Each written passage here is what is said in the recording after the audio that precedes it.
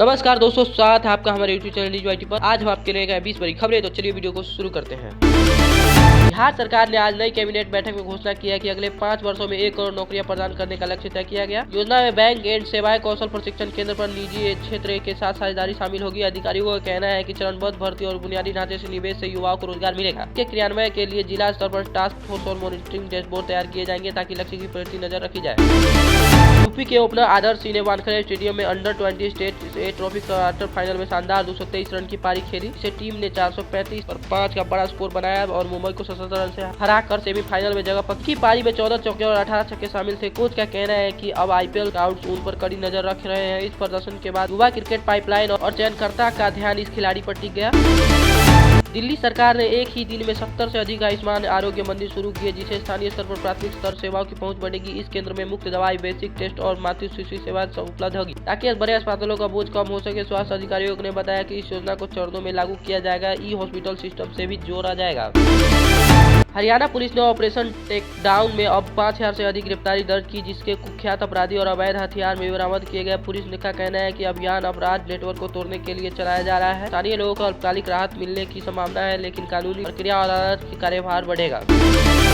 दक्षिण अफ्रीका के गुवाहाटी टेस्ट में भारत 408 रनों से हारकर श्रृंखला 2-0 से जीत ली गई। साइमन हार्बर ने मैच में प्रभावित गेंदबाजी की और मेजबानी टीम के लिए यह ऐतिहासिक हार रही। इस परिणाम के बाद भारतीय क्रिकेट में चयन, तकनीक और राजनीति पर बहस तेज हो गई। यूपी के कई जिलों में स्पेशल इंटेलिजेंस SIR के दौरान BLOS और अधिकारियों के खिलाफ अनुशासनात्मक कार्रवाई हुई। कुछ की सैलरी रोक दी गई और कुछ को निलंबित किया गया। चुनाव आयोग समीक्षा में मतदाता सूची संशोधन पूरा करने के बाद लोकतांत्रिक प्रक्रिया और प्रशासनिक समीक्षा के संतुलन को बढ़ावा दिया जा रहा है। दिल्ली के हरी क्षेत्र में अब AQI बहुत खराब स्तर दर्ज किया जा रहा है। नागरिक में सांस संबंधी समस्या बढ़ रही है और मास्क तथा एयर प्यूरिफाई की मांग में वृद्धि हो रही है। पर्यावरण कार्यकर्ता इंडिया गेट पर विरोध प्रदर्शन कर रहे हैं, जिससे कभी कभी कानूनी व्यवस्था की स्थिति भी तनावपूर्ण हो रही है।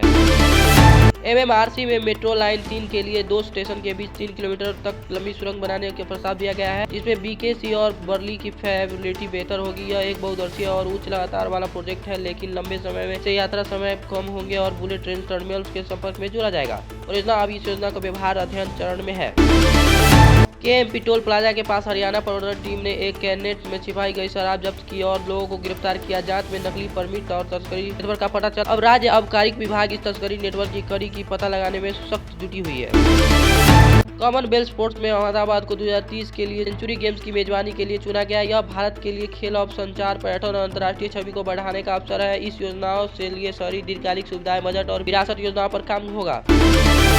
पटना प्रशासन के शहरों में बड़े पैमाने पर अवैध अतिक्रमण हटाने का अभियान चल रहा है। फुटपाथ और प्रमुख सड़क को खाली कराई जा रही है। कई जगहों पर जुर्माना लगाकर सामान जब्त किया गया। इससे व्यापारी और ठेले वाले पर तत्काल प्रभाव पड़ा, लेकिन प्रशासन का कहना है कि स्वच्छता और यातायात प्रबंधन के लिए यह आवश्यक था। इंडिया गेट पर स्वच्छ हवा की मांग को लेकर प्रदर्शन पुलिस टकराव में बदल गया है। कई प्रदर्शनकारियों को हिरासत में लिया गया और वीडियो सोशल मीडिया पर वायरल हो गया है। प्रशासन का कहना है कि वे कानूनी व्यवस्था बनाए रखने, जबकि कार्यकर्ता तुरंत प्रदूषण नियंत्रण उपायों की मांग कर रहे हैं। स्थिति ने राजनीतिक बहस को और तेज कर दिया। 26/11 की घटना को ध्यान में रखते हुए महाराष्ट्र पुलिस ने ड्रोन उपयोग नीति तैयार करना शुरू कर दिया है, जिससे सुरक्षा, निगरानी और त्वरित प्रक्रिया में सुधार होगा। नीति में गोपनीयता, मानक और ऑपरेशन प्रोटोकॉल तय किए जाएंगे। ड्रॉपर फाइनल और में हाईटेक निगरानी ढांचा मजबूत होगा। एक हरियाली अध्ययन में हरियाणा को भारत के शीर्ष 3 सबसे प्रदूषित क्षेत्रों में रखा गया है। PM 2.5 स्तर चिंताजनक और स्वास्थ्य सलाह जारी की गई है। राज्य स्तर पर नीति हस्तक्षेप और पराली जलाने पर कठोर नियंत्रण तुरंत आवश्यक माना जा रहा है।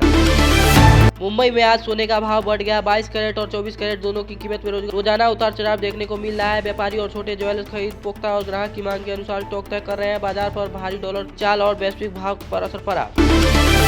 रोहतास और बहादुरपुर में 2 युवा बास्केटबॉल खिलाड़ी की हादसे में मृत्यु के बाद हरियाणा सरकार ने खेल अधिकारियों को निलंबित कर दिया। राज्य में तुरंत सुरक्षा ऑडिट और सभी उपकरणों की जांच के लिए आदेश दिए गए हैं। राज्य की खेल अकादमी में सुरक्षा मानकों और मूल्यांकन किया जाएगा। मुंबई अंडर 20 टीम को वानखेड़े में यूपी के खिलाफ कड़ी हार का सामना करना पड़ा, जिसे टूर्नामेंट में उनका अभियान प्रभावित हुआ। स्थानीय कोच और चयनकर्ता अब टीम को पुनर्गठित और युवा खिलाड़ियों की पाइपलाइन ध्यान केंद्रित करेंगे। मैच संदर्भ यूपी की उच्च स्कोरिंग पारी पर मुंबई की चेन की कोशिश प्रमुख रहेगी।